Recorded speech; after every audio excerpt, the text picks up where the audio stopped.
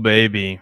It's time for the Dynasty Roundtable. It's time for us to revisit our wide receiver rankings tonight and to have a conversation, maybe throw out a few buys, a few sells, a few disagreements, maybe interact with the chat a little bit, maybe answer some questions. I'm really feeling loosey-goosey tonight. I'm really feeling like just go with the flow, and who knows where the wind's going to blow us tonight, Matt Babbage. Yeah, just looking at the rankings that we have prepared pre-show, we're kind of spotting out the differences, seeing where we're going to talk. There's going to be a couple of names that we talk about frequently. JSN comes to mind. He was an obvious situation where I ranked him higher than Seth did. We'll get into that, but should be a spirited debate. When we did running backs a couple of weeks ago, it's always so much fun comparing rankings because you instantly see, oh, Seth has player X at this spot. Just makes you instantly think about why that might be. And it immediately starts making you tune your process, look back at your rankings, tune them up, improve them. So it's going to be a great conversation, just like we have with running backs. We're going to do it with receivers, and it should be a great show. All right. Yeah, it's going to be good. I will admit the first, is this real? The first the first 10 it's really, we pretty much agree. Although I think most people do. So I don't know how much we need to talk. So I'm just going to throw up the real meat and go potatoes is when we start getting to outside the top 10. That's when the rankings really start to become freeform, because you start getting guys, and we'll talk about pretty much each of them, but you start getting guys like London, Odunze, DJ Moore, Ayuk, Smith, Pittman, all with just such a, not only a wide range of outcomes, but there's just so much variability there. You could have any one of those guys at any position, and you can argue your stance pretty effectively. So we can go through kind of the chalk 10, we can call them. We have a couple of spots where we disagree, but who do we have on the board so far? We got Lamb, Chase, Jefferson, Brown, and Wilson. And we only have one disagreement, and that's in Chase and Jefferson. I have Chase at 3,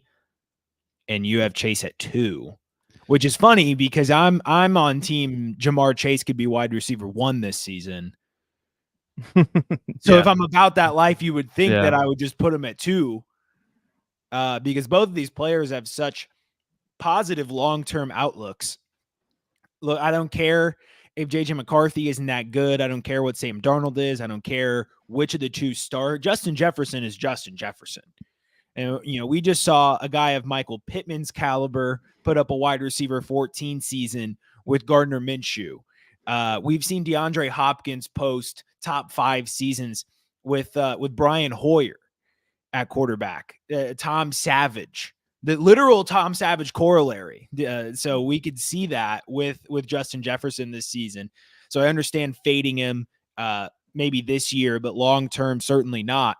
So neck and neck for the entire top 3, in my opinion, and kind of a coin flip between Chase and Jefferson. But in terms of winning dynasty championships, if you're a Justin Jefferson owner and someone hits you with a Jamar Chase straight up, I think this season you got to just accept that and take the ship. So it seems like I'm already arguing your side for me, but do you think that Justin Jefferson can finish in the top 5 receivers this year with his array of quarterbacks? I think so. I think it's definitely possible. We kind of saw the case last year with Las Vegas. Devontae Adams, or not Devontae Adams was targeted fairly heavily last year.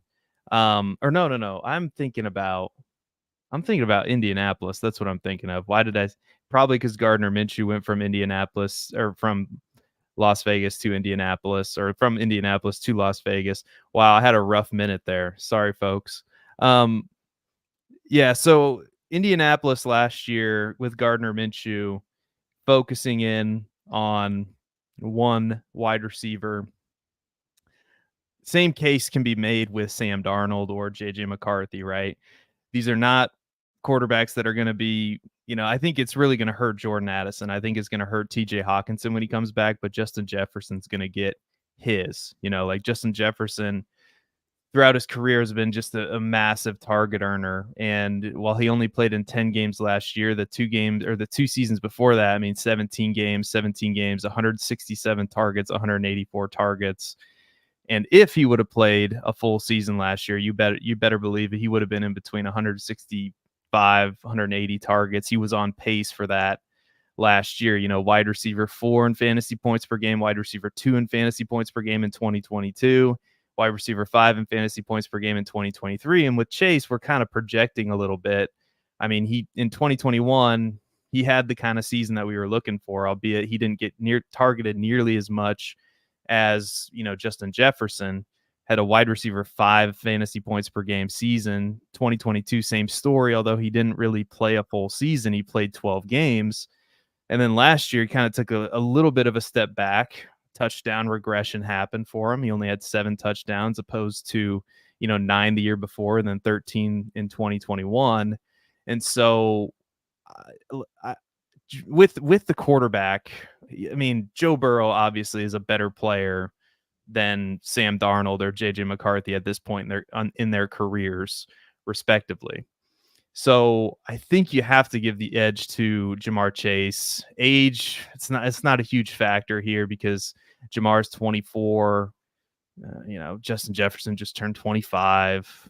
So I think we're splitting hairs here, but that's why I have Jamar Chase ahead of Justin Jefferson. But it's like one of those deals, Matt, where if we're in a startup, and I've said this a million times before, if you're adamant, no, you're pounding the table, we need Justin Jefferson, I'm not going to fight you too hard on it because either player is going to hold their value in Dynasty and be super productive for our fantasy team. So we do have a comment in the chat.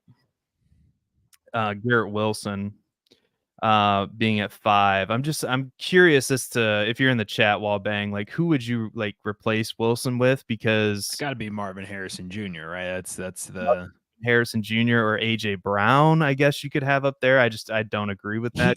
Here's my take on Garrett Wilson versus Marvin Harrison Jr. in Dynasty right now. This analogy, granted, is overused in fantasy football, but I'm going to hammer away at it anyway. Marvin Harrison Jr. is the mystery box.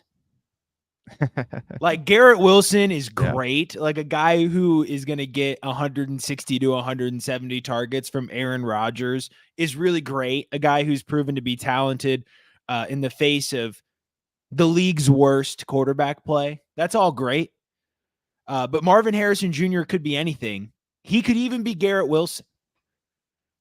So I understand that this is where you need to be able to think beyond the stats that are put in front of you. Because if you just look and stare at the piece of paper that says number 30 in fantasy points per game in 2022, number 32 in fantasy points per game in 2023, sure, having him in the top 5 seems asinine.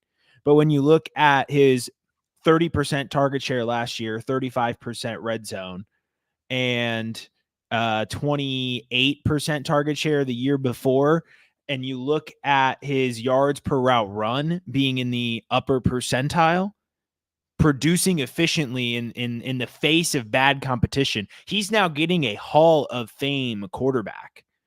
And the target competition is really no more significant this year than it was last year.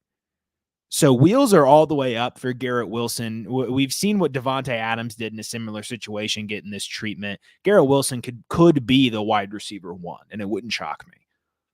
Oh yeah, with Aaron Rodgers now at quarterback, the quarterback play last year for the Jets was, everybody knows how terrible it was.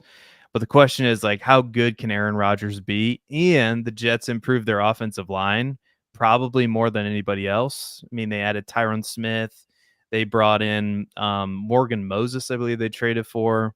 And hopefully Elijah Vera Tucker's healthy. Like, they have a lot of good pieces on the offensive line, and they've improved it, like I said, just about more than any other team. And Garrett Wilson, when you look last year at his expected fantasy points per game, it ranked number 6 in amongst wide receivers. And that's a 7.61 difference. So he should have been scoring basically an extra touchdown per game more than he was. That's how terrible his quarterback play was. And you look at the last 2 seasons. If there's a wide receiver that's prototypical Justin Jefferson, you look at 2023, 3 touchdowns. 2022, 4 touchdowns. Like, this is a wide receiver you can take and redraft at the back end of the first round. Hell, maybe sometimes early second round. I've seen it happen. That has a chance, like you said, to be the wide receiver 1 in fantasy football because he had 168 targets last year. The problem was it's number 65 amongst wide receivers in catchable target rate. So he got targeted a ton. It just wasn't efficient whatsoever. You would think that Rodgers should be able to help him achieve that. I mean, just look at throughout Rodgers' career, and I get it. He's like 87 years old now. So who knows if he's going to be good? I'm assuming he's going to be better than Tim Boyle. But throughout Rodgers' career, look at what he did for Devontae Adams in Green Bay. I mean, that's the kind of usage we should expect from Garrett Wilson. And I think there might be some confusion too. We're not necessarily doing these in tiers like you would say. We just do 5 at a time. We're just listing our rankings here. So yeah, technically we have him in the tier 1, but I'll just go ahead and say, like, you can make a solid case for him to be up there with Jamar Chase, with Justin Jefferson and Amon-Ra St. Brown. CeeDee Lamb could be in a tier all by himself. I mean, I don't know, but this year with the Justin Jefferson taking the quarterback downgrade and Jamar Chase not really having been in that, that stratosphere before. I mean, CeeDee Lamb could get like 200 targets this year and it wouldn't surprise me. I'm gonna say something that might be bold. The tier is the first 4 because Amon-Ra St. Brown has just as much of an ability to be wide receiver number 1 overall this season as any of the other 4. It came out recently on the Netflix show Receiver that Amon-Ra St. Brown tore his oblique off the bone in week 4. And he went on to be the wide receiver 4 in fantasy points per game, popping perks with a torn oblique all season. Yeah. Like that's pretty impressive. So I think Amon-Ra St. Brown in the situation that he's in has just as much of an ability to top the charts in terms of fantasy points per game. And another thing I want to talk about, because this is an important thought process in Dynasty and one that's debated. So I'll take the guy tethered to Kyler over Aaron Rodgers for 1 season. I have no faith in the Jets getting things right around him long term, is the comment from Wallbang. And so that's where, when I'm weighing situation like that, there's an array of things that can happen for the New York Jets over the course of the next couple of seasons. So next season, sure, if it looks bad, I'll put Marvin Harrison Jr. at 5 over Garrett Wilson. I think we've used the term a couple of times already this episode. When you're splitting hairs in dynasty rankings, personally, I always lean towards who do I think is going to finish higher in the next 1, maybe 2 seasons. Because Garrett Wilson is young. He's somebody who can have it figured out. And just last year, we were talking about Kyler Murray being traded. He was out of Arizona. And now all of a sudden, it's this super stable situation where I'm going to take the forever connection of Marvin Harrison Jr. and Kyler Murray. Like, we're very fickle in fantasy, right? So if Kyler could have been out on the outskirts last season, why can't another quarterback be on the outskirts and go to the Jets? Tua has not been extended. He's a free agent going into next season. Jets could sign Tua, and then all of a sudden, Garrett Wilson's still in my top 5 because the Jets figured it out. They can get a first-round quarterback. Garrett Wilson will probably still be in my top 5. So when you split hairs, personally, some people go with age. I go with win now ability. Yeah. And it's an interesting conversation to have. Like, I think Marvin Harrison Jr. going so high in redraft. And I was dabbling in some projections. I was trying to pull him up, but I'll pull him up a little bit later with Arizona. I did Arizona not too long ago in a galaxy far, far away. And I remember thinking, like, wow, I feel like I'm being bold, and yet Marvin Harrison Jr. has like 130 targets ish, I think is what I projected him for. And Garrett Wilson, like last year, like the target share should just be in like a 30% target share last year. And I get it. Mike Williams is there now. I don't really know if that's going to make much of a difference. I mean, Garrett Wilson, by all, like we've seen it from him. We just haven't seen him with a competent quarterback. Like that's all he needs. He just needs his quarterbacks not to suck. Like that's so far Garrett Wilson has never lived in that world. So I do want to shout out Tim Howd, who I met at the KC live draft for the Scott Fish Bowl. So thank you, Tim, for watching. It was awesome to meet you. And I'm going to throw up 5 more wide receivers. Like, again, we could probably break these into better, more efficient tiers later on, but I'm pretty happy with that tier, honestly. Are you, what do you think, Matt? Do you think all 5 of these guys belong in tier 1, or do we, would Garrett Wilson be down here for you, or what do you think? Yeah. I mentioned it a few minutes ago, but I think the tier is the first 4 if we're going to do if we're going to do actual tiers. All right. I'm cool with it. All right, so throw up. Let's just put up the next 5, and we'll figure out how to tier them. All right, I will put up the next 5. We only have like 4 tiers to work with. Yeah. Would it just if I didn't put up this guy next, I think somebody's mind would have exploded. Well, Wallbang did say that he'd say when we mentioned we weren't doing exact tiers, we were just doing 1 through 5, 6 through whatever. And he said then I'd put Puka over him. So okay. Yeah. We have Puka. I feel like we have Puka pretty high. I could be everything wrong. In my gut continues to tell me like too high. Yeah, we have Malik Neighbors really high. We could talk about that because we have Malik Neighbors right after Puka Nacua. And when I looked at, I have Neighbors higher than you. Yeah, when I looked at, I know, I have him above Puka. Yeah, here I need to throw up one more player, and that's Jalen Waddle, and then we can talk about it, and then we can like sort the tiers and add more tiers because we're literally doing this tiers on the fly because we're busy men. So anyway, let's talk about this. I think Marvin Harrison's pretty easily the wide receiver.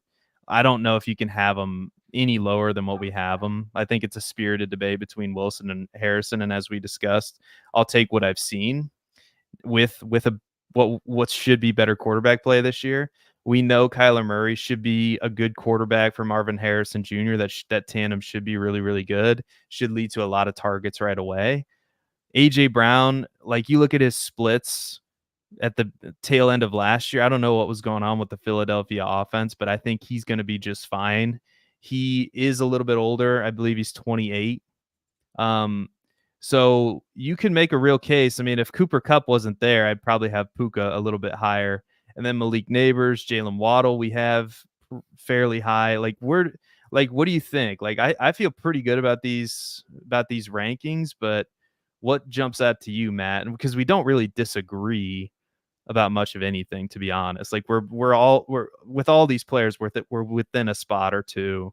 So let's just talk about the real debate on the table. First of all, yes, these are our dynasty rankings. So just for a quick recap, we're putting on 5 players at a time in terms of our actual dynasty rankings. In the last video, we did the tiers based on the groups of 5.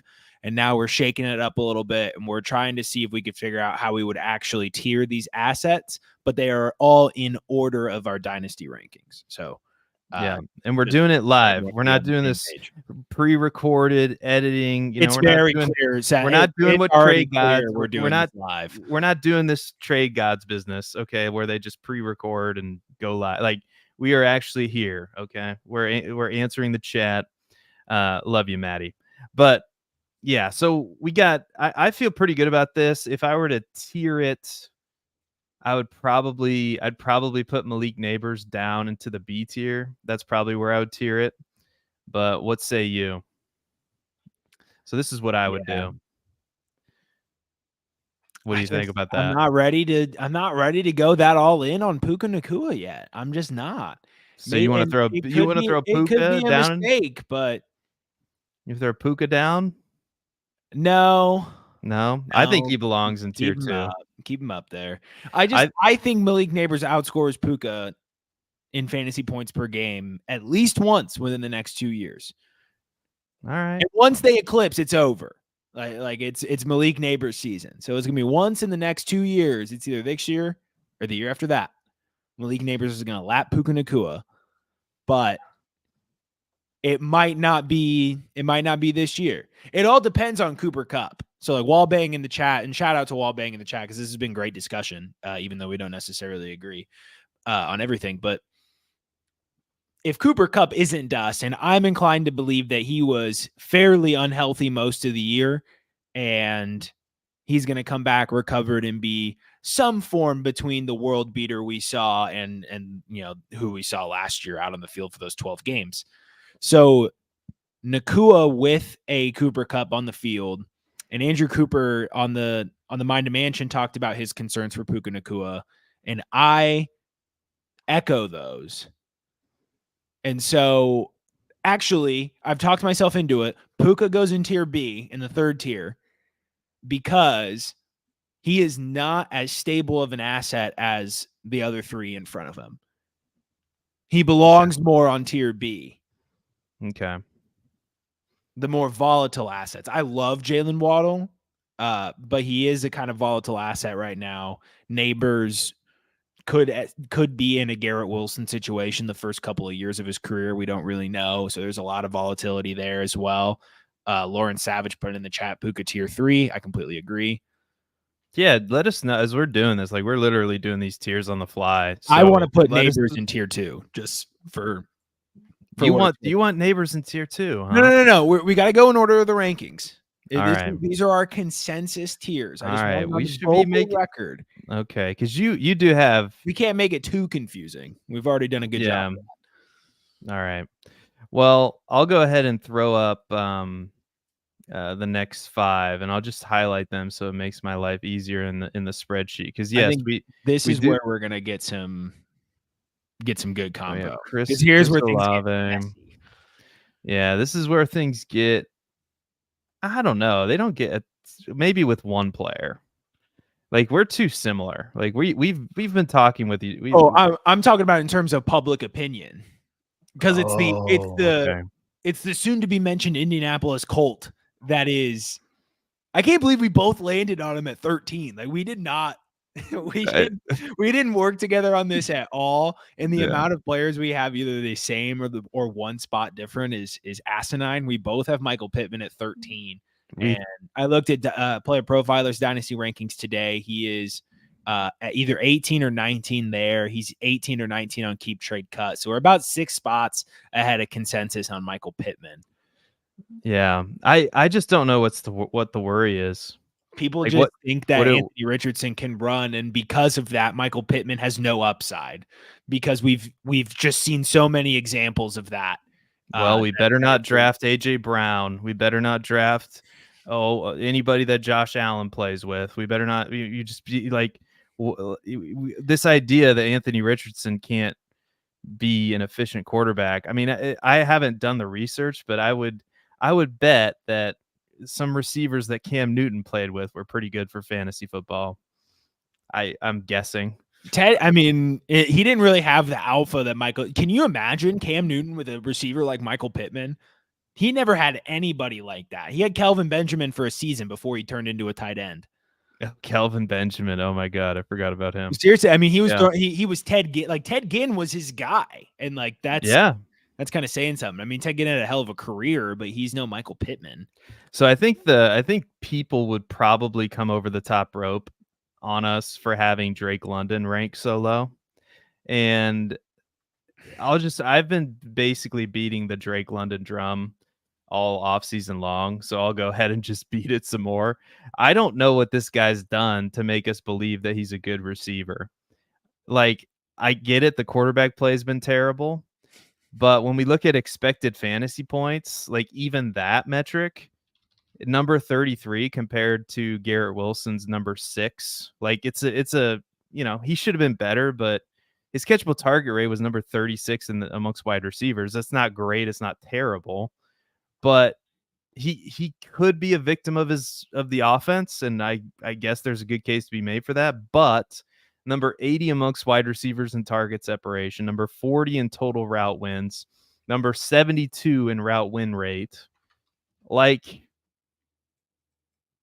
yards after the catch, number 55 amongst wide receivers, number 36 in unrealized air yards, number 43 in average target distance, or ADOT, number 26 in deep target. Like, you just go, there's not a ton to like in the advanced metrics, to be honest. So you're either going to have to come at me with a tape take, which those guys who know ball, I guess they know ball, but everybody and their mom and their brother and their sister, everybody loves Drake London. You're going to have to explain, like, you're going to have to give me a little bit more and show me why. Like, show me the highlight reel that is Drake London, because I can make a pretty damn good argument that Kyle Pitts is a pound for pound better at his position than Drake London is at his. Because at least Kyle Pitts in his rookie season, like, he wasn't Sam Laporta, but like, I'll just pull up like his stats from his rookie season. We forget about those. Like, his rookie year, he had 110 targets, 1,000 receiving yards plus, and was the tight end 11 in fantasy points per game. Okay, not great, but it's better than anything Drake London's ever done in a relatively similar situation. Like, I don't know. Am I crazy? Like, I'm just, and I'm not even saying, okay, don't go out and get Drake London, because he's a younger asset. You want to fill your roster. Hopefully you had Drake London on your roster already, because his price is just skyrocketed. And I would be very tempted to sell him now, because I don't know if he's ever going to get up into the, with the Puka Nakuas or the Malik Neighbors as far as value. I'd be very shocked if that happens. Like, I would be floored. I will come on this show and I will apologize to everyone, admit that I'm wrong. I don't know. Maybe there could be some kind of punishment. Maybe I spend all day in a McDonald's and I have to eat my way out like that guy on Twitter. I don't know. I don't know what the punishment will be. But if Drake London gets like 168 targets like Garrett Wilson got last year, I'll be stunned.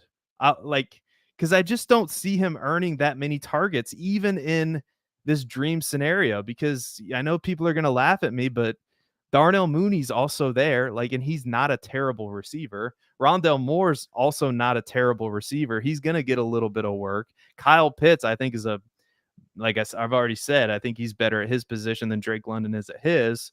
So is he a nice player? Yes. Should he be drafted in the first round of a redraft league? Absolutely not. Yeah, Seth, all that was really cool and everything, great information, but have you considered the fact that he was really good at USC and he broke out at 18 years old?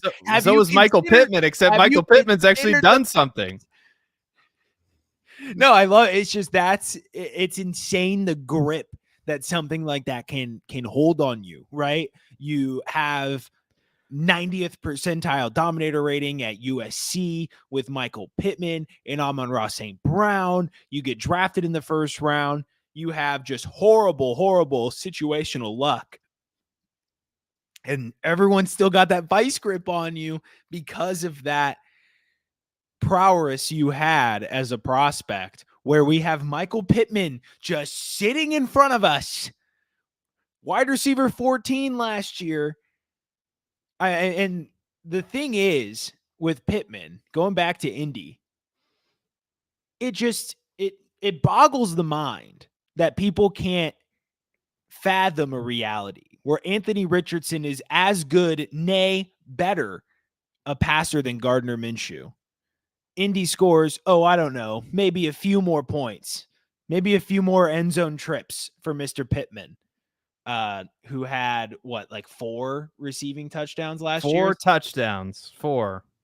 You don't think that number would have been higher with Anthony Richardson and his ability to manipulate a defense in the red zone? Like, come on. They were 18th. Indy was 18th in team pass plays per game. So if you're saying Anthony Richardson, rushing quarterback, the passing attempts are going to go through the floor, which I have seen analysts like these crazy Chris O'Brien or whatever the fuck Twitter analysts who have hundreds of thousands of followers, Seth. Hundreds of thousands of followers.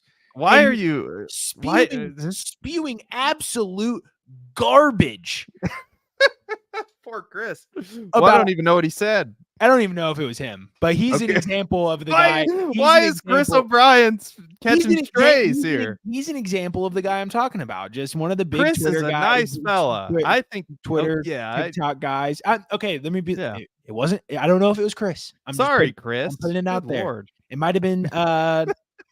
It was one of them. It was one of them. I don't care which one it was because let's just look back in history. Like, okay, so what? Like sometimes I read a really good blog on data analysis where sometimes you just got to ask in the face of data, like, so what?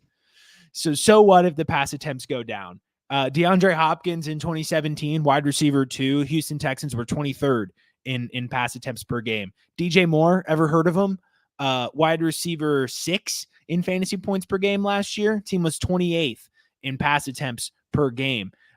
So I don't think anyone is actually just go to ADP, go to Dynasty value. People aren't actually that concerned about Adonai Mitchell and Josh Downs. And that's the big discrepancy. Why are we so low on Pittman and his upside if we are not over the moon about Adonai Mitchell or Josh Downs? So the answer is Michael Pittman, and it always has been. It always will be. Now to organize these tiers, also quickly, Atlanta, you did a great job wrapping that whole thing up. The one thing I'm going to add onto what you said, this situation reeks of Kyle Pitts and everyone else. Like Bijan, they surrounded themselves with so many role players, it almost makes you think.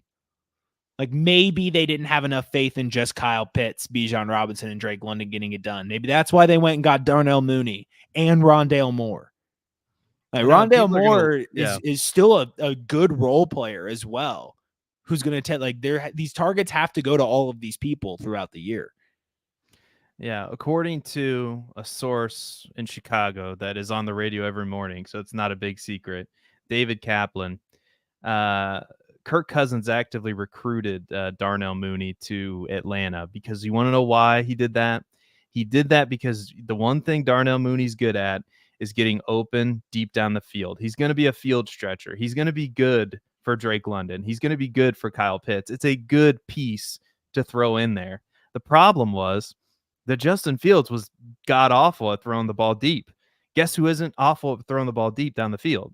Kirk Cousins. Kirk Cousins is amongst one of the better quarterbacks or among one of the better quarterbacks throwing the ball down the field deep.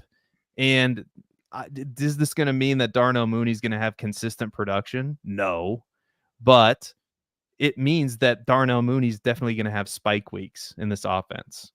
And he's definitely going to be worth throwing in your flex in fantasy on a week where you've got a couple guys on a bye. Maybe you're facing a bye Mageddon, right? Why not throw Darnell Mooney in your flex, right? It's ultimate upside play. Could be nothing, could be 20. Like Darnell Mooney, it would not shock me if he had a couple 20-point games this year. All right, so how do we do these tiers, and then we should probably hear from our friends at the FFPC. I don't know about you, but I'm tempted to throw everybody but London in the tier above them. Yeah. Let's just do that. I was gonna Olave through Tyreek Hill all in tier B. Oh, but that's want them all up here. I don't think I don't think we have enough tiers, honestly, to get through if we're gonna put 3 people in a tier. Because I figure we're gonna do we can add people. We can add a row. We can add tiers. Okay. Yeah. So I'm gonna keep it like this. That feels fair. Yeah. Let us know in the chat. What do you think? I don't know. I don't think we need to make the tiers super serious.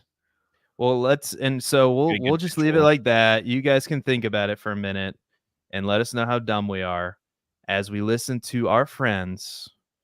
If I can find the damn thing here, which is always a problem for me, from the FFPC, which is right here. Hey, why do we partner with the FFPC? Because they have the widest variety of fantasy football formats, and it's the easiest place to find all types of fantasy football contests in the world. What if you want to play for high stakes? Well, they have a $6 million prize pool with their Fantasy Players Championship. They also have way too early best ball leagues that start in February and Dynasty leagues. They have the closest thing to a liquid market for orphans that there is in all of Dynasty. And the FFPC has sponsored us for half a decade because we are actually delivering information that can help fantasy gamers, and they're generating so much interest and bringing in so many new users, casual users even.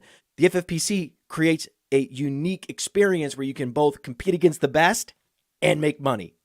Use promo code UNDERWORLD to get $25 off your first team. $25 off your first team at the FFPC with promo code UNDERWORLD. Go get it! Go get it. Promo code UNDERWORLD at the FFPC to get that discount. And you know, we're gonna have to go with E there, and we can add more tiers as we're going. So just to recap, everybody on the podcast side, this is what we've chosen to do with our Dynasty wide receiver rankings. And yes, these are Dynasty wide receiver rankings. CeeDee Lamb, Jamar Chase, Justin Jefferson, Amon-Ra St. Brown are in tier 1. Garrett Wilson, Marvin Harrison Jr., A.J. Brown are in tier 2. Puka Nacua, Malik Neighbors, and Jalen Waddle are in tier 3. Chris Olave, DJ Moore, Michael Pittman, Tyreek Hill are in tier 4. And Drake London is hanging all out by himself in tier 5 right now. So let's throw some more names up and let's sort these tiers, starting with one Nico Collins, who I'm very bullish on. I'm very bullish on Nico Collins.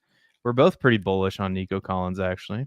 I thought I was very bullish on Nico Collins, and then you went ahead and ranked him one spot ahead of me. So I one-upped you. We flipped Ayuk and Collins, which of course I can see the argument either way there. Right. And we got a nice tier going here. Like, I feel like all of these guys belong together, including Zay Flowers.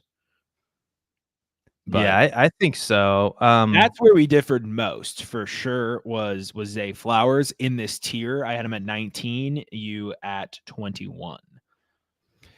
Yeah, I like Zay Flowers a lot. I think he's going to get targeted a lot. I mean, the only real concerns with the Baltimore offense, I think, is that they run a lot and they like to run the ball. But the offensive line, they're going to be, their offensive line shouldn't be as good this year because they have 3 spots to fill.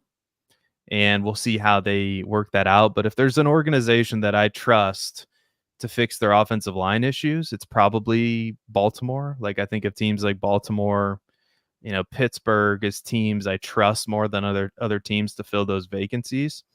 And outside of Rashad Bateman, and of course Mark Andrews is there, this team also doesn't really throw to their running backs a ton with Lamar. So Zay Flowers should get targeted pretty good in this offense. And I think this offense is also going to be an efficient offense. It pretty much always has been with Lamar Jackson. So Zay Flowers got 108 targets last year as a rookie. I would expect that to go up in year 2. What say you? What do you think of that? Yeah, I look at the back half of the season. And so the Ravens bye was in week 13. The week before that, Zay Flowers had 23 points, wide receiver 6. He went on to score 20 fantasy points or more 4 times in the next 6 games. Granted, that goes through the playoffs, but still, that's the type of production that he ended his season on, because he started clicking with Lamar Jackson and he started scoring touchdowns. Up until that point, he had only scored once on the season. And so clearly there was a ramp-up period there. Yes, I don't expect him to score 4 touchdowns over a 6-week stretch in perpetuity for the rest of his career, but he was 27th among receivers in yards per team pass attempt as a rookie. Based on his game logs, I would be willing to bet that number goes up in that back half stretch that I had just mentioned. Route win rate was top 10 among receivers. and target separation was also top 10 amongst receivers. So he's getting open, and they started to figure out how to use him. He became this. We saw him make George Pickens like plays, right? Like he takes a slant and he houses it. And so he has that ability. And so you have to imagine that they're going to expand his route tree a little bit this year, especially given they added no competition. So if they were worried about Zay Flowers taking a little bit of an increased workload, they would have brought someone in, even a veteran, a guy like Darnell Mooney even. But they waited till, I think it was round 6, if I'm not mistaken, for Devontae Walker. So they're in on Zay Flowers, and Mark Andrews is only going to be Mark Andrews for so long. Even so, even on a run-heavy team, the two consolidating for a 55% target share is still going to be fantasy valuable for both of them. Yeah, no, I completely agree. I also think we probably have George Pickens a lot higher than most outlets, I would imagine, at wide receiver 20. And this is another projection that, I don't know how much I need to say about George Pickens, but I think the Steelers offseason has been just a ringing endorsement of George Pickens, and really the only competition for targets. I mean, like Roman Wilson is the wide receiver 2 there, and he's probably going to play the slot, which should be, that should complement George Pickens very well. And then the other outside receiver is going to be like Van Jefferson or Quez Watkins, and of course Freiermuth there. We'll see how much Russell Wilson dumps down to the running backs, but this should be a season where George Pickens breaks out. He should see a target share, I would guess, of at least 25%. That will be up significantly from last year, where he saw 21.9%.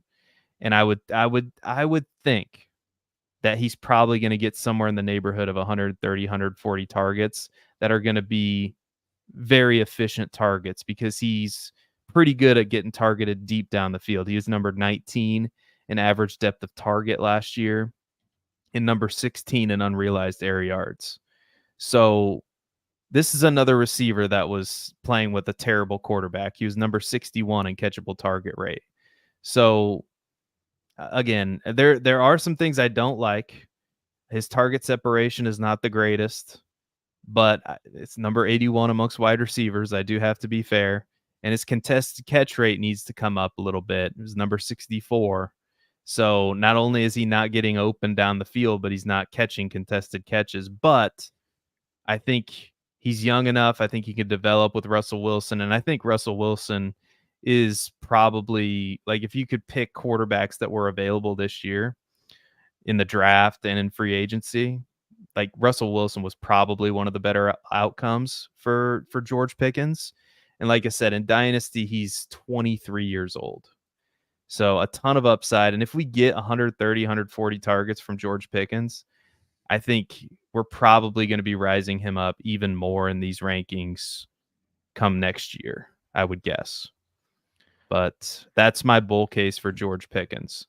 And by the way, and we did not meet, we throw our own rankings into the spreadsheet, then we conceal it. Sometimes we don't, but we're not looking at each other's rankings. Like, we both have George Pickens at 20. That's pretty incredible. Yeah, I mean, but we've both known for a while that, like, each of us are on Team George Pickens, and I tried looking for it. I really wish I could quote the person who came up with the stat, or even what the exact stat was in terms of the metric name. I'm recalling it from memory, couldn't find it on Twitter, but I saw a graph that essentially plotted how often a QB was getting pressured versus their on target or their catchable target rate on the season. And in a top right corner, as you start to drift off over into the passers that faced an immense amount of pressure but still delivered a lot of catchable balls, was Russell Wilson. So granted, he was a check down merchant last year, so that could be playing into that a little bit. But if Russell Wilson truly was just fighting for his life and isn't the washed version, we saw a real turnaround last year where he really didn't even look bad. The Broncos were just an atrocity overall. So if he's anything what he was last year, George Pickens can be a top 20 receiver in terms of fantasy points per game. So sky's the limit. Love it. Any final thoughts before I put up the next? Do we want to talk about Nico Collins at all? Because Nico Collins is elite. Yeah, I agree. And there's a great Twitter account that I cannot think of right now that was very pro Nico Collins this morning. David I'll- Gautieri. He put a tweet out about Nico Collins being elite today or last night, and Matt Harmon endorsed it. I think it was Jacob Gibbs, J.A. Gibbs _23. Also met him at the Kansas City live draft. So that was, by the way, a ton of fun. If you ever have the opportunity to do a live draft at a Scott Fish Bowl, highly recommend it. But Josh Larkey's very pro Nico Collins as well. There are dozens of us. Yeah. So Nico, I think does something in this Texans offense that no other piece of the offense does, and I think he plays outside very well. His yard, just listen to this, and just let your imagination run wild. Last year, yards per route run, number 2 amongst wide receivers. Yards per target, number 3. Yards per reception, number 9. So this is an extremely efficient receiver who finished as the wide receiver 12 and only got targeted 109 times in 15 games. I understand that there's a lot of target competition there with Stephon Diggs now added to the mix, but he's got to get more targets than that. I would think in this offense, because I think this Texans offense is gonna throw the ball about 600 times, right? Could we safely say around 580 to 600? They're gonna be a high pass volume team with the pieces that they have, and I just think Nico Collins is, man, I just think he's really good, and just needed the right quarterback, the right system around him, and it just feels like all cylinders are going to click into place this year, even more so than they did last year. Yeah, so if you take his targets per game from week 8 onward, and there, granted, this is a pretty arbitrary spot I'm taking, but there's just a point in his game log where you see, week 8, he starts getting 1 red zone target, 2 red zone targets, 4 red zone targets. He starts getting peppered in the red zone. He becomes their go-to guy in the red zone. You can see this, and you see where his upside starts coming to fruition with that touchdown upside. And if we just take that as an arbitrary point, including week 14, where he played 5% of the snaps, left injured, and had 1 target, he was on a 16-game pace of 122 targets. So there was a little bump towards that part of the season where it kind of just looks like on paper, CJ Stroud and Nico Collins started clicking. And then there was the calf strain. There's a whole lot of things going on, but what you mentioned is what's most important.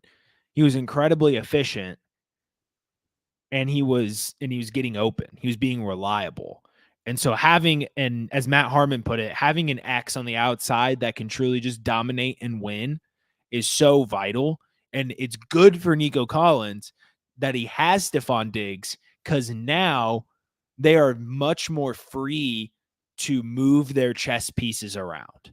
They can have Diggs be at the X when they're facing a team like the Jets, and they want to move a guy like Nico Collins away from Sauce Gardner at times. So they'll move Nico Collins into the Z, have pre-snap motion. Diggs opens up so much creativity for this offense. Bobby Slowick's just going to have an absolute field day with this trio. And many fantasy analysts are coming around to the idea that it's Diggs and Tank Dell that are going to cannibalize each other in this sequence. Yeah, I I agree with that. I'm very worried about Tank Dell.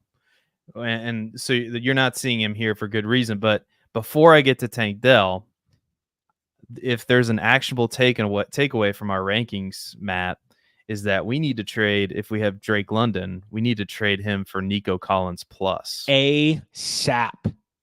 Yeah. ASAP. I could put Nico Collins over Drake London in my rankings right now, and I wouldn't think twice. Yep. Because Nico Collins is only 25 years old. He's still got elite production for the next 2 to 3 years. I get it. Drake London's 22, going to be 23 this year. But that's a trade that I have Drake London on some roster still. That might be a trade I float out there and see what happens. I would bet you, though, that with all this hype around Nico Collins, it's probably too late, but we'll see. We'll see. The reason I'm worried about Tank Dell, and I'll just shift the conversation to him, maybe as I throw up the last 5 that we're going to talk about. But I do want to bring this up. Tank Dell played on let me just get this right. 65.9% of the snaps last year when he was healthy. And that's not a great percentage. And throwing the fact that he was hurt 3 separate times last year playing on that percentage. So he was hurt in week 5 with a concussion, week 12 with a calf strain, and then finally his season was ended with a broken fibula. And Tank Dell is a slight receiver. And I really wonder if a part of Stephon Diggs coming over was they realized, we need to keep Tank Dell healthy. And yes, he's a weapon for us, but we can't throw him out there more than 70 or 80% of the time because he's going to get banged up. I really wonder if there's something to that, because he's a super efficient receiver when he's on the field. Again, we're talking number 14 in yards per route run and formation adjusted yards per route run. He's number 13 amongst wide receivers. And so there's a lot to like, but you just wonder, I hate to be the guy who's the injuries, but with this frame and what we saw last year, I really wonder if bringing Stephon Diggs was kind of an indictment against Tank Dell. And I do think that both of those guys do function very similarly in the offense. Whereas we said Nico Collins Nico Collins, I'll just say this. Let me just say these 2 numbers and these 2 heights and weights. Tank Dell, 5'8", 165. Nico Collins, 6'4", 215. Nico Collins runs a 4.5. Tank Dell runs a 4.49.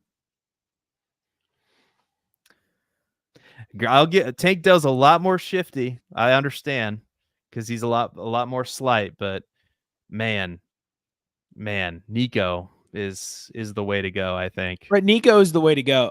The one thing I'll say in defense of Tank Dell real quick as we go to the next 5 is that Diggs, let's imagine a world where Diggs plays his 1 year with Houston, contract's voided, and he goes somewhere else.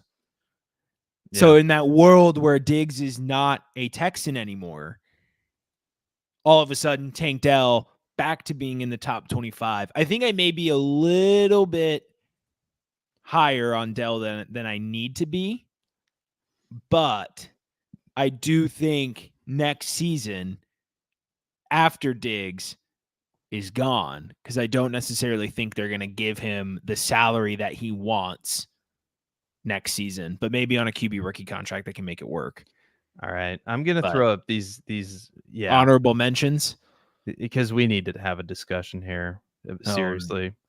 We're gonna do Xavier Worthy versus Jackson Smith and Jigba. How the hell do we have these 2 guys? Should we just skip right to it? Because we're at 54 minutes, so I don't know how many. This would be a good clip to throw up on the Dynasty Roundtable YouTube channel that I haven't uploaded anything to. I think people are gonna.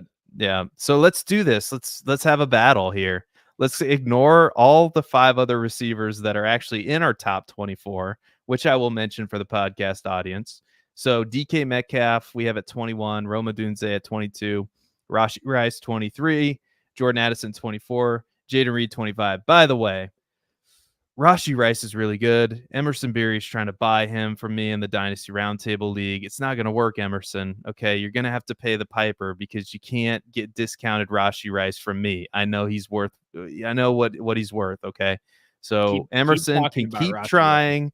You keep trying, but you're going to have to pay a little bit. You're going to have to pay the piper. Okay, because Rashee Rice, like we have him at wide receiver 23, could easily once this whole who knows what Roger Goodell game, we never know what Roger Goodell's going to do with these suspensions. It's always a mystery to me.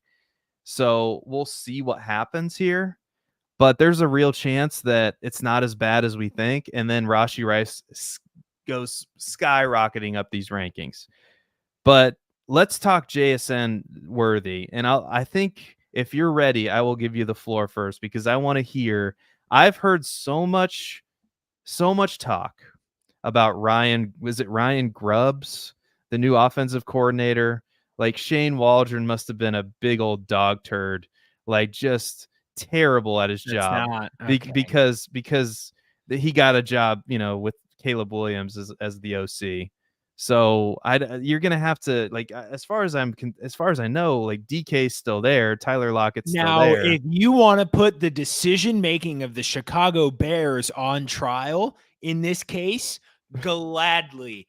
He was the best. The prosecution will more than happily allow you that witness, Mr. Matt Eberflus, Matt Nagy, Mark Trestman. Oh my God! How many? Why did you have to bring his name up? Because I had forgotten about him. Because Mr. Montreal Alouette. You just used in a real sentence. You said that Shane Waldron can't be a bad OC. The Bears hired him.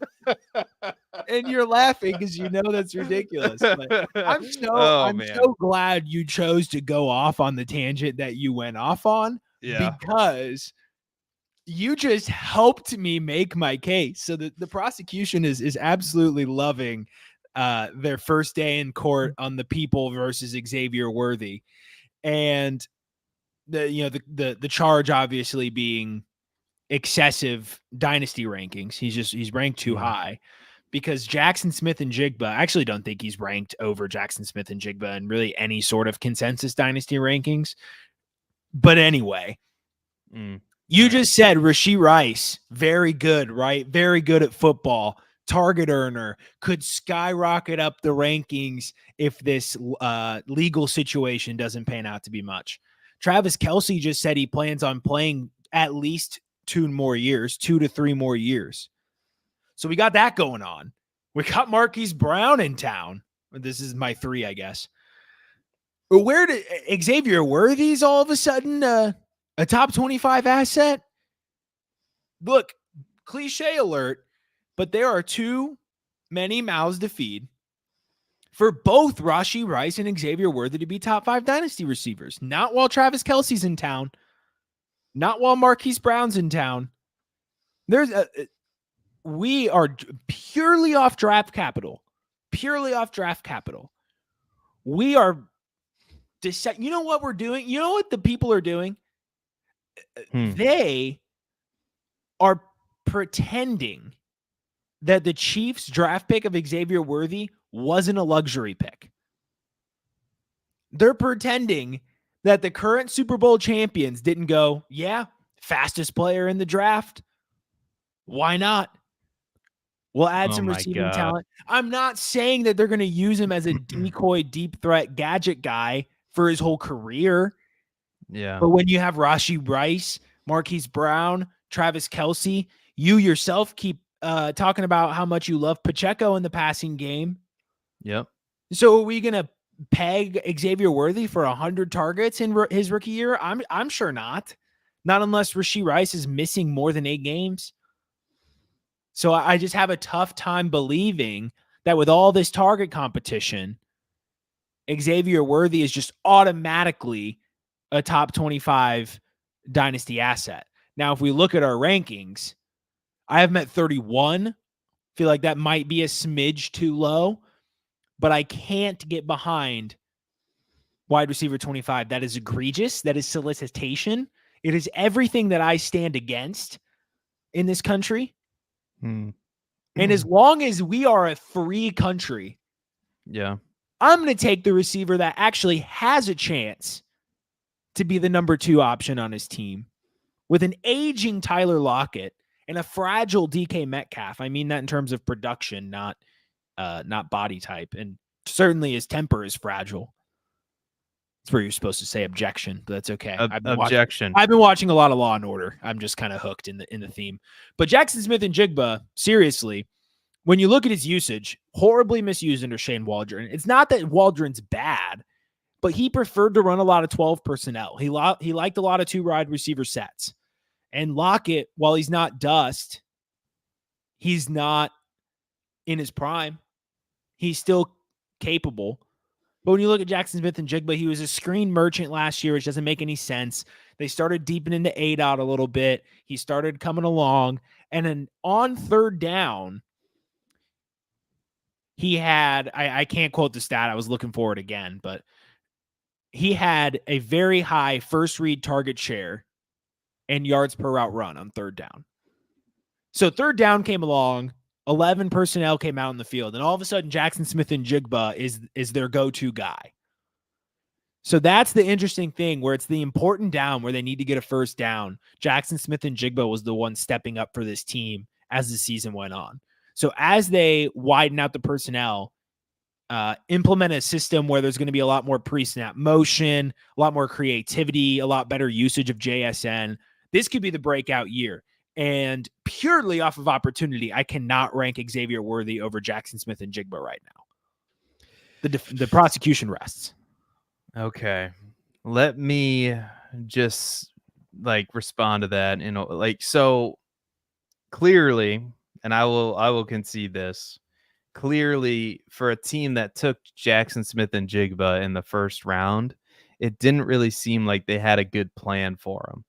But that doesn't mean that he's probably not doomed to another season of wide receiver 3 duty. It could be in a better offense, but that likely means that, he finished as wide receiver 48. He almost had 100 targets. He had 93 targets, 4 receiving touchdowns. The problem was he wasn't getting targeted enough, and he wasn't getting targeted deep down the field, because he doesn't play that role better than DK Metcalf or Tyler Lockett right now. That's the problem. He was the underneath wide receiver in that offense, and you want to say, oh, he was grossly misused. Well, then I suppose he needs to get better in contested catch situations, because he was horrible deep down the field in contested catch situations. So he's great at getting open underneath. So you might be able to convince me he's a nice PPR Julian Edelman type if he gets 160 targets. Just not going to happen with Geno Smith and the Seahawks. Just not going to happen. So now let's go to Patrick Mahomes and the Kansas City Chiefs. So last year, if you remember, Kansas City, I think, broke camp with these wide receivers named Marquez Valdez-Scantling and Kadarius Toney and rookie Rashee Rice, who we didn't know was going to be as good as he was. And just help me if I'm missing anybody. But those were their wide receivers, and Travis Kelce. And Patrick Mahomes threw the ball 597 times. And that was a downgrade from the previous 2 seasons, where he threw the ball 648 times and 658 times. Okay. Rashee Rice is probably going to get suspended. Who knows how long it's going to be. I just made the case for Rashee Rice. I love Rashee Rice, but he's getting suspended. It's probably going to be a 6-game to 8-game suspension. I think we could safely say that. Who knows? Travis Kelce. You look at Travis Kelce. The Chiefs have done a magnificent job of preserving Travis Kelce in the regular season. If you look at his snap shares year after year after year, starting clear back in 2019 when he was number 2 amongst tight ends in snap share, 94% of the time he was on the field. Oh, the next year 84.7%. Oh, the next year 83%. The year after that 80%. And in 2023, a career low 78.7% snap share. Number 4 in targets, 121 targets amongst tight ends. For Travis Kelce, he hasn't seen a number that low since 2017. And it's still high, I'll give you that. But who else on this roster besides Xavier Worthy is gonna be on the receiving end of some of these targets? Like, he's next in line after those two. I'll admit he's a wide receiver 3. JSN's a wide receiver 3 with 2, I believe, legitimate options in front of him right now. Yeah, we have Kelce. Rashee Rice is going to get suspended. We're on a higher passing volume offense, a much more efficient offense than last year. It would be shocking if the Chiefs were as inefficient on offense as they were last year. It would be absolutely shocking to me. And they spent a first-round pick in relatively the same spot that Seattle picked JSN. I think 6 picks later. But you get my point. And Xavier Worthy is going to play this outside receiving role because of that speed on the outside. And I think that it's been beyond debunked that he can't run routes, because I think I could show you some film. I think we've showed you film on this channel that he can actually do that. So I just don't. I get it. Maybe in year 1, the production is going to be inconsistent, but the Chiefs are very committed to keeping Travis Kelce healthy in the regular season because they have their eye on the Super Bowl seemingly every year. And Xavier Worthy, like you said, 100 targets. We can make a bet right now, assuming that he plays. Reading my mind. Assuming that he doesn't get hurt. Mr. Right? Projections guy, where are your projections for Jackson Smith and Jigba and Xavier Worthy targets? I don't have them. Like I said, I had a hard time pulling them up. I'll have to bring that out on the next episode. But like, I would say Xavier Worthy has at least 100. I'll even give you the extra half of a reception, 100 or half of a target. I think he gets 100 plus targets in year 1. Is that our bet? Assuming he stays healthy for a full season. Let's do this because that's really volatile. Because like Travis Kelce could go down week 1, and all of a sudden, even with all of that, I will take Jackson Smith and Jigba more targets per game than Xavier Worthy at the end of the season. Okay, assuming games don't matter, just targets per game. If one of them gets hurt week 1, first 4 weeks of the season or something, we could talk about it if we want to avoid it. But targets per game. All right. Even though JSN might get targeted underneath a bunch. Okay, I'll agree to that. Targets per game. I don't see why, if Jackson Smith and Jigba is favored to outproduce Xavier Worthy this year, which he is, why he wouldn't be the better dynasty asset long term, because Tyler Lockett is 32 damn years old. Yeah, the cliff's coming at some point. Father time. Travis Kelce's. How old's Travis Kelce? No, like 30, 31. He's going off with Taylor to get married soon. He's 35. I wasn't even close. 35. Yeah. So I got it here. I have Xavier Worthy. You have JSN. And that's I'll throw that in the Google Doc. That we have a betting Google Doc out there somewhere. So let me just wrap up these. Let me just wrap it up one more time for the podcast audience. Our top 24 dynasty rankings. Tier 1, CeeDee Lamb, Jamar Chase, Justin Jefferson, Amon-Ra St. Brown. Tier 2, Garrett Wilson, Marvin Harrison Jr., A.J. Brown. Tier 3, Puka Nacua, Malik Neighbors, Jalen Waddle. Tier 4, Chris Olave, DJ Moore, Michael Pittman, Tyreek Hill. I realize that the font are a lot bigger on some of these than others. I don't know what happened there. Tier 5, or wait a minute. Yeah, Tier 5, Drake London, Nico Collins, Brandon Ayuk, Devonta Smith, George Pickens, Zay Flowers. And Tier 6, even though we didn't really break them into tiers, DK Metcalf, Roma Dunze, Rashee Rice, Jordan Addison, Jaden Reed, Jackson Smith and Jigba, and Xavier Worthy. And the biggest discrepancy in our rankings was clearly JSN, who had it. We saw a year of him in the NFL, and he wasn't very successful. and Xavier Worthy, who's in a much better offense with lower target competition, with a better quarterback, and somehow Matt Babbage thinks that JSN is going to be the better player. You're But so fucking fickle, dude. Let us know what you think in the chat. Every person with a bad year one that he likes is like, it's only 1 year, guys. Look how young he is. He's he had great college metrics. He's only 22 years old. But with JSN, it's ew. One bad season, face planner. Hey, I met JSN at the draft. Me and my wife met him. He's a good dude. I was just to show you how fickle I was. Like, I was still on team Justin Fields back then. Every Bears fan was, because it was Justin Fields was going to break out because we got DJ Moore in that trade, and it was good. That year was good. Yeah, I was kind of I'm not gonna lie. I thought the Bears maybe would pull the trigger at pick 9, but they ended up trading back and drafting a offensive tackle. So it all worked out. Look at the Bears receivers now. Liv is right. Smash the like button. God damn it. Smash it. Smash it. Goner Boy agrees with you. He thinks JSN. Fantasy Plumber, he says Rice is massively overvalued. Not because of legal issues. Okay. We'll agree to disagree. Win in Rome. Can you drop the tier list? Yeah, I think we could do that. We could drop that on our Twitter account. So yeah, we could do that. We'll drop that on Twitter.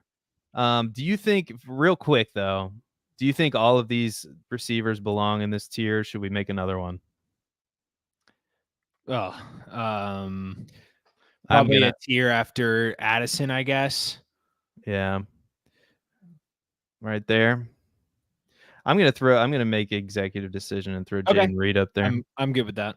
All right. So, and that'll be tier F or whatever. 7.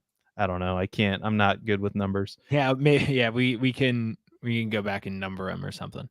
Yeah, I will do that, and I will put it out on Twitter, and then maybe if we're lucky, Jason will retweet it. So that is it for the show. I'm going to stop sharing the screen so we look a lot bigger. Matt, it is that time for you to promote your stuff. Tell the people where they can find you. Yep. So you can find me on Twitter at Babbage_Matt10. And you can find all my written work at playerprofiler.com/articles. We are going to be getting back into gear for the Win Your League series. Just a little mental reminder to myself that I need to write my piece for that. I forgot about that email that said, "Hey, let's do a sleeper for this article." So that series is coming back to you for the weekly folks. And draft kit, we're getting close. It's July. August is draft season. So be on the lookout for that. Work from myself, from Seth, from all your favorites at Player Profiler and across the fantasy verse. So get excited. It's almost time for seasonal leagues to kick off. And then finally, Player Profiler today, Saturday nights, 6 p.m. over on the Player Profiler News YouTube and the Profiler_NFL Twitter page. The news desk is doing an incredible job. New show is dropping this week over there called the Dynasty Stock Market. So Emerson Beery and big boned Brendan Booth leading that show. They got Player Profiler today, prime time, with Jeremiah Retzlaff and Mike Lindbergh. So great stuff going on over there. The Player Profiler News team, Player Profiler News YouTube. Go give it a sub. Profiler_NFL on Twitter. Give that a follow as well. Yeah, you need to go. Yeah, do all of that. You need to go follow Player Profiler News or subscribe to their YouTube channel, because you're going to want to be tapped in to those guys during the season. Also, do yourself a favor. And if you aren't aware of the Player Profiler fantasy website, you should go check it out. Like, I'm just going to do this right now because I'm feeling, like I said at the beginning of the program, I was feeling pretty loose tonight. And it led to some a terrible gaffe, but it also led to some pretty good content, I think. So you'll take the bad with the good, I suppose. And let me just present this. this is the fantasy site. As you can see, Theo's article is featured there. You can see all the videos on the left, all the recent news on the right. And if you scroll down even further, you can see other player news here. And all of these blurbs right here, speaking as the editor of the website, come from the Player Profiler news crew, and they do a fantastic job. And then you scroll down even further, and you can see more articles with fantastic graphics made by Joel Ybarra and myself. So anyway, you need to check that out. It's all 1000% free. And you can also subscribe to a Player Profiler package. If you like what you see enough, you can support us by subscribing to the all-in package, to the Dynasty Deluxe package, to just the Dynasty, or just to the fantasy rankings. Like, there's a ton of options there for you to choose from, and all really good stuff. Highly recommend it. So until next time, for myself, for Matt Babich, nobody cares about Aaron Rodgers, Wiseman for Heisman, Xavier Worthy's clearly better than JSN, and we will see you later. Bye-bye, everybody. Hey, I want to thank you for being part of this broadcast. If you have any thoughts on it, leave a comment. If you enjoyed it, make sure you leave a like. And if you want to see more shows on the Player Profiler channel, subscribe to it. That's how we know you want more.